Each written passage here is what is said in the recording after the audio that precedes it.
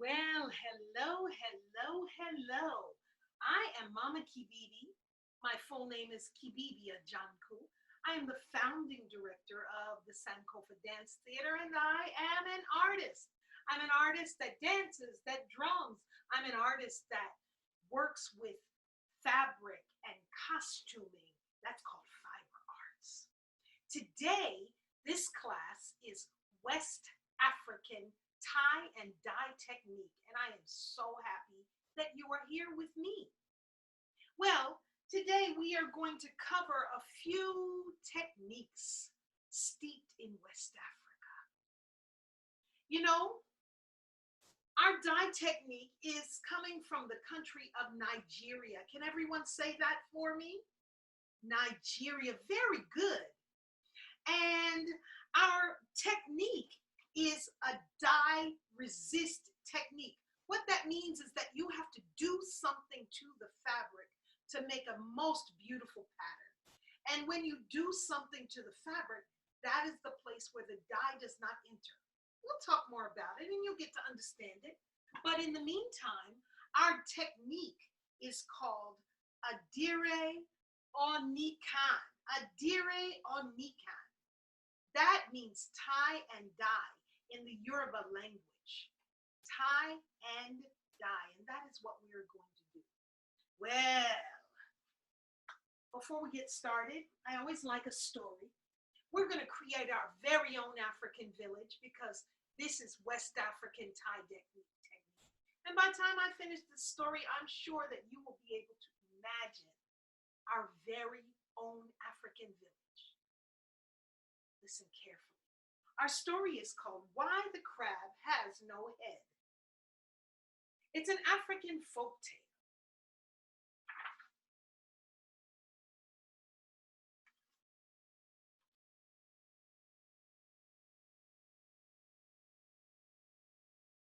It was Nzambe Mpungu who made the sky and the earth. And after that, my children, she made the guinea fowl and the crocodile, the turtle and the gazelle. She made the leopard and the lizard. And still she was not finished.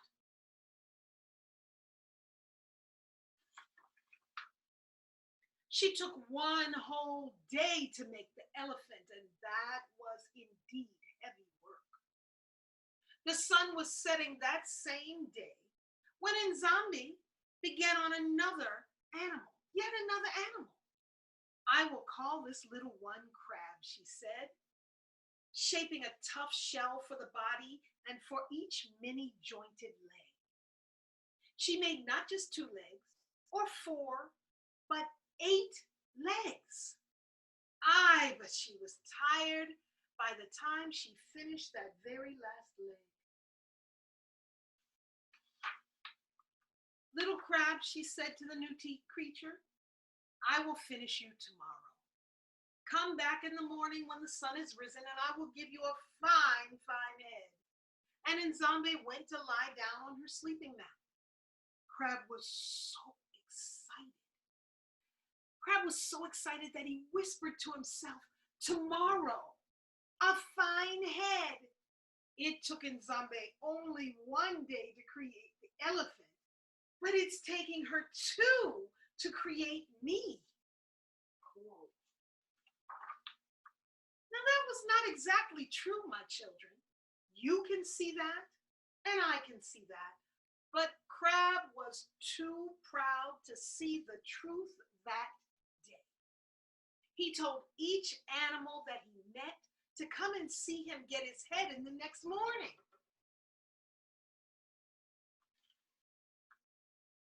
Warthog, buffalo, come tomorrow morning to the house of Nzambe and see the fine head that she will make me. She is taking all night to prepare it.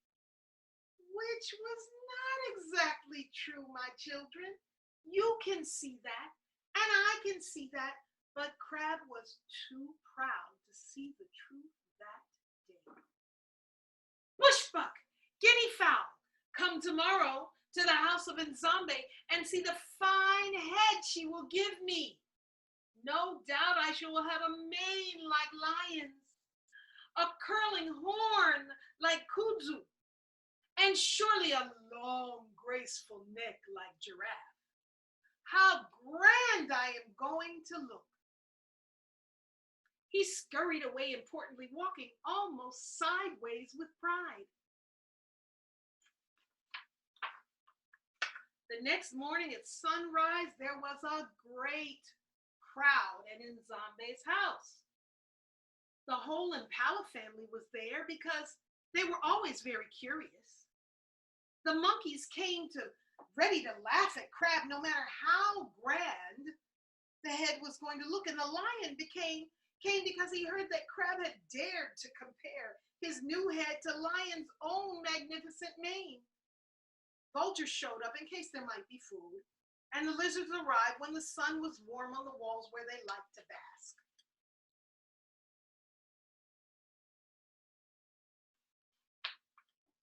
All these animals made such a noise, scuffling and stamping and snorting, that Nzambe soon woke up and came outside.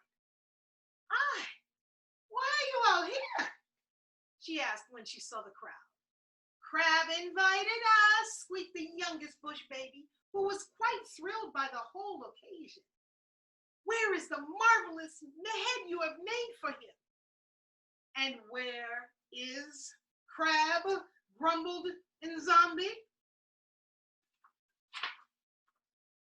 Make way," cried the crab as he scuttled through the legs of the other animals, still feeling so important that he could scarcely walk straight. "I have come for my fine new head, Nzambe."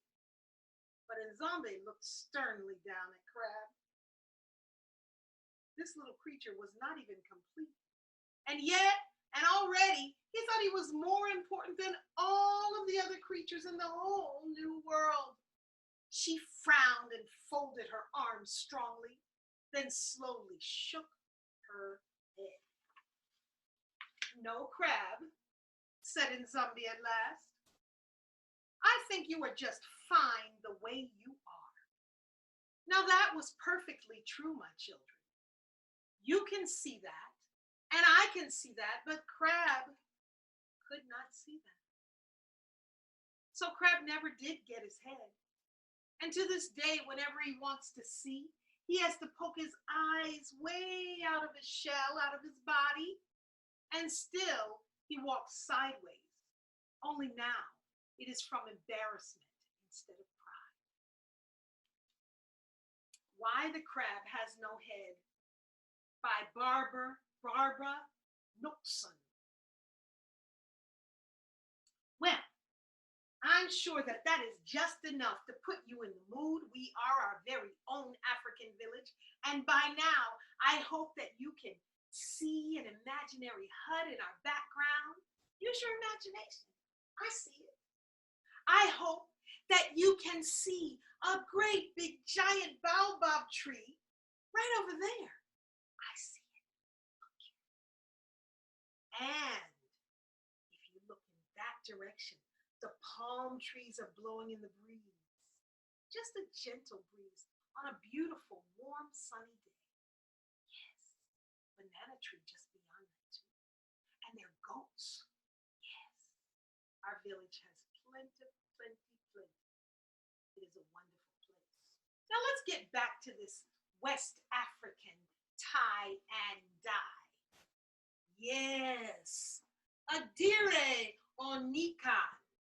Adire Onikan is the Yoruba, is the way we say tie and dye in the Yoruba language from Nigeria, West Africa. Everyone say that. Adire Onikan from Nigeria, West Africa. The language is Yoruba. So we have been collecting over the past few days onion skins, and I hope that on your scavenger hunt you have found many onion skins, dried onion skins, just like this. We have also collected a very soft white cotton t-shirt. It can be pre-worn or it can be pre-washed. A white t-shirt, just any white tee will do. We have also rubber bands or clips like so to make our pattern. And we also have a very large pot. And that is what we are going to use to make our die vat. Now I'll come back and talk about that in a minute. Right now, we are going to concentrate on the design. So what I want everyone to do is spread their t-shirt flat. Flat, flat, flat. And I'm going to show you some practice designs on some practice scraps of paper. This first one is called the fan fold. And who has made a fan before? Out of a piece of paper. You fold that paper in and out and in and out. You hold the ends and then it can make a nice, wonderful breeze for you. But this time, we are going to use that folding design, that folding pattern to make a beautiful design.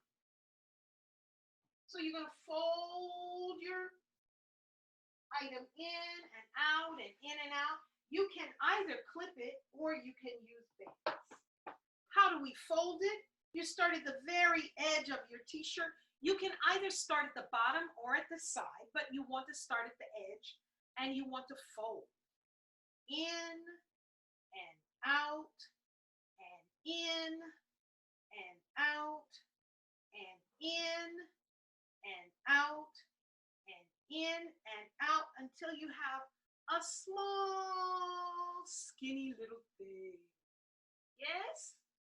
And then what you will do is take your rubber bands and wrap them securely around that fold. Yes. That is one design. Rubber bands, and you keep going until you get all the way to the bottom. Sometimes you might want to space them out, or sometimes you want to have them very close. And this is what it looks like if you have them close. If you space them out, it's going to look like this. Fan fold. You can also use clips with this fan fold, like this. All right, the fan fold. Design number 1. Design number 2. Design number 2 is a sunburst. Oh, and the fan fold. When you are finished with it, you're going to get a design where you can see beautiful lines. You're going to get a design where you can see, yes. Now this is done with a blue, but you can see the design quite bold. And of course, you want to make a design on your pattern because, on your fabric, because, you know, one piece of fabric can be very beautiful by itself, but if you put a pattern on it, it's even more beautiful. This is with no design on the pattern, on the fabric, dipped in our dye vat. But if you put a pattern on it, if you create a pattern, that pattern is almost like a secret code. That pattern can help you just understand what's going on. Like this next one is called a sunburst. And it's done with a series of circles. Can you see my circles? A series of circles. Now, how do you get to those series of circles? You take your t-shirt and you lay it out very flat. Can you see my flat piece of fabric? My item is flat. You lay it out very flat, and then you find the center. Put your finger right there in the center and pinch right there. Use that pinky and that pointer and that thumb. Find the center, use the pin, and pick it up. Pick it up. Pick it up. And then use the other hand. Crinkle it down together. Yes. And then you're going to come back in with your rubber band and wrap it. Wrap it as tight as you can. Twist that rubber band around as many times as you can. Nice and tight. And you're going to wrap and wrap and wrap until you get all the way down to the bottom. You might want to, again, have your pattern very close together like this, or you might want to create lots and lots of space.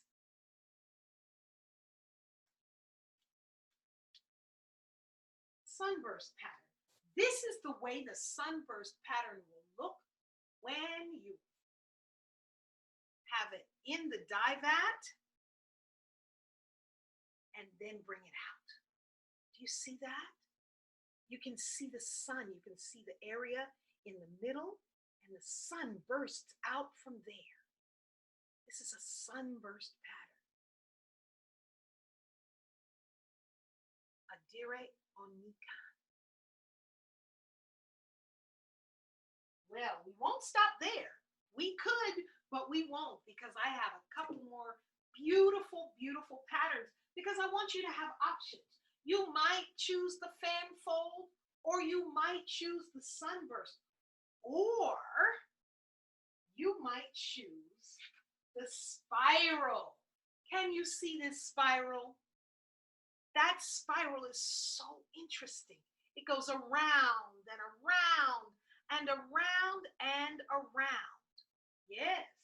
And you make that spiral by finding again the center of your t-shirt. And that center is kind of sort of in the middle of where your belly is, up a little high, somewhere between your chest and your belly. So you're going to point to the center of that t-shirt and use those same pointer and thumb to pinch it. But you're not going to pick it up high. Right there, you're going to begin to make your spiral. You're going to twirl that t-shirt, and you're going to twirl that t-shirt, and you're going to grip and twirl that t-shirt, and grip and twirl that t-shirt until you get something that almost looks like a flower. Can you see it? Almost looks like a flower. Twirl that t-shirt, and once you finish twirling, like this right here, you're going to begin to wrap your rubber bands. You can use a lot of rubber bands right here. You can use one around the side, and they can go across the top in many different directions. I'm going to encourage you to use 5 to 10 rubber bands just to keep the swirl in place and make it wrap nice and tight. Now it looks like a bundle. It does. It looks like a big old bundle, and you don't look like it's going to be a pattern, but when you finish, it does create a very interesting pattern that almost is like a tornado, because you see it twirling and twirling and twirling, and all of the places that were exposed to the dye that weren't folded inside got that beautiful color. The beautiful color. That is the swirl pattern. Twirling and swirling and swirling and twirling. I have one more for you. I have one more really interesting one. Now this one takes a little bit more time and a little bit more patience, but it's quite beautiful. This is a polka dot pattern. Do you see my circles? So my circles are going to create a polka dot. How do I get those polka dots? Well, I start with my blank t-shirt, and I begin to pick a little bit up